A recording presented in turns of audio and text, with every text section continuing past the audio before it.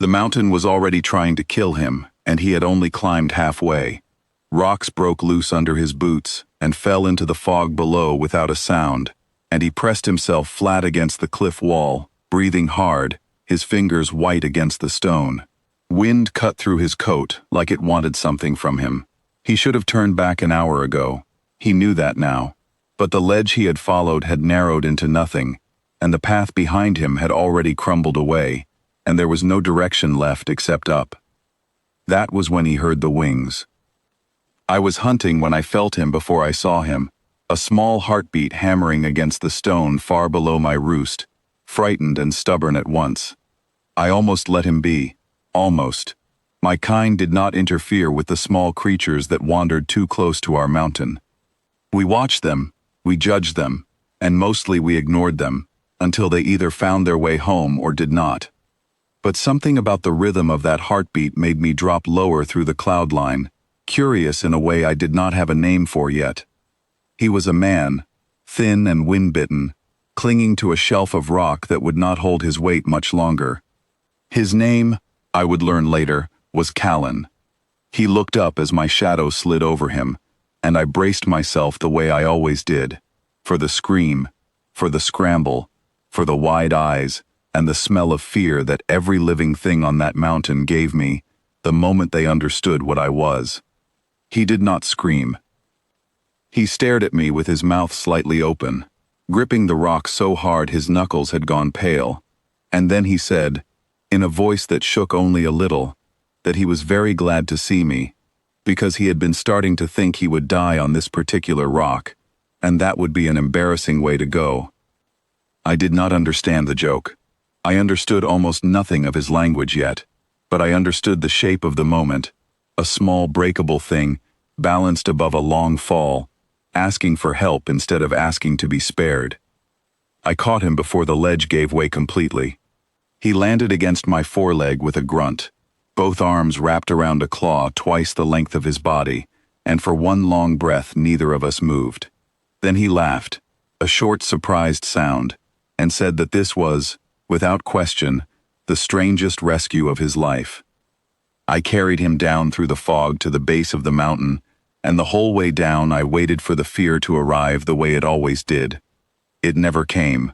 He talked instead, nervous chatter about trade routes and bad maps, and a sister who never answered his letters, filling the silence because silence frightened him more than the dragon carrying him through the sky.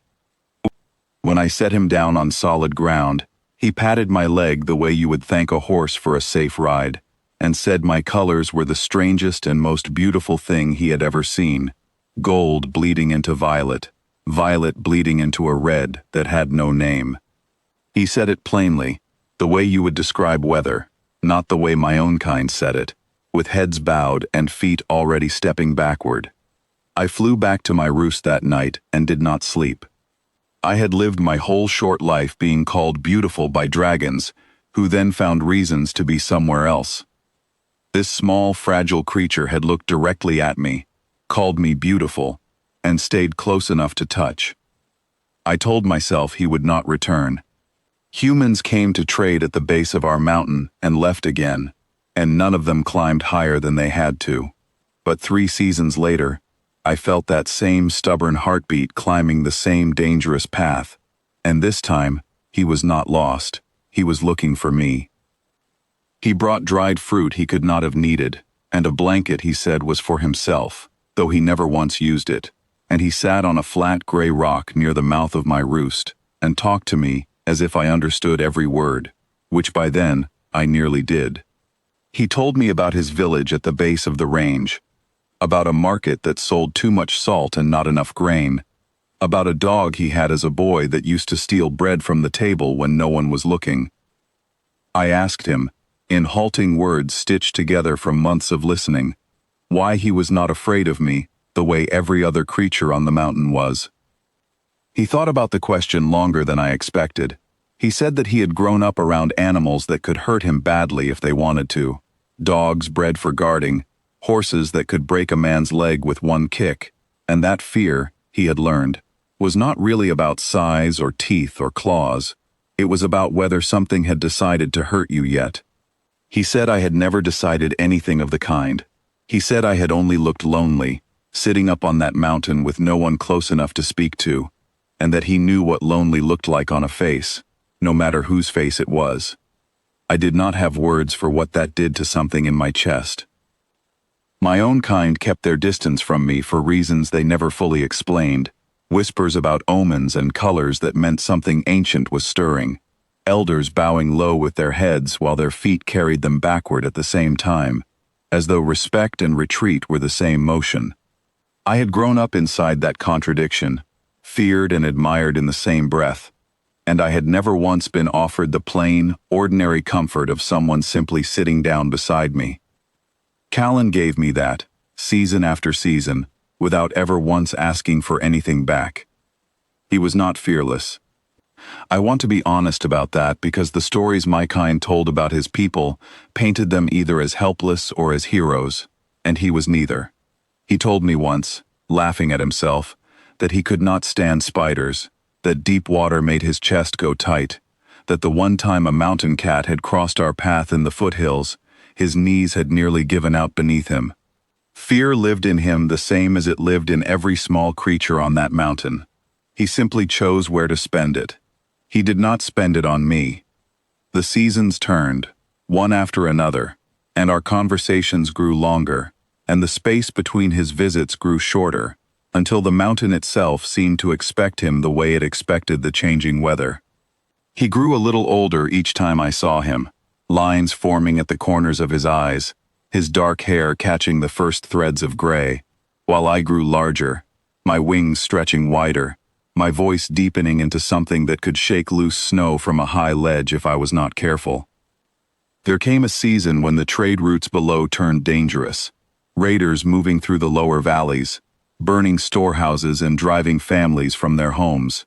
Callan came to the mountain with a different look on his face that year, tired in a way that sleep would not fix, and he told me his village had lost almost everything it had stored for winter. I had never once used my strength for his kind before. My own people did not interfere in the affairs of small creatures, no matter how desperate. But I thought of every season he had climbed that mountain for no reason except that he did not want me to be alone, and I decided, quietly and completely, that I would not simply watch this time.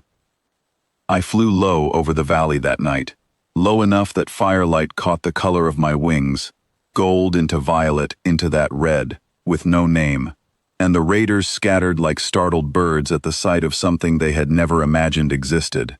I did not need to breathe fire or strike a single blow.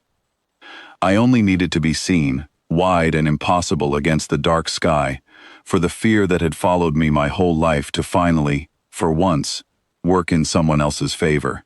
Callan's village kept its grain that winter. He never asked me to do it again, and I never offered, because we both understood it was not the reason we sat together on that gray rock season after season. It had simply been the right thing to do, for the one person who had never once needed a reason to be kind to me. I am grown now, my scales still catching light the way they always did, and my own kind still keep a careful distance, still murmur about omens whenever I fly low over the roost. That part of my life never changed, and I have stopped expecting it to. Dragons are patient with their fears.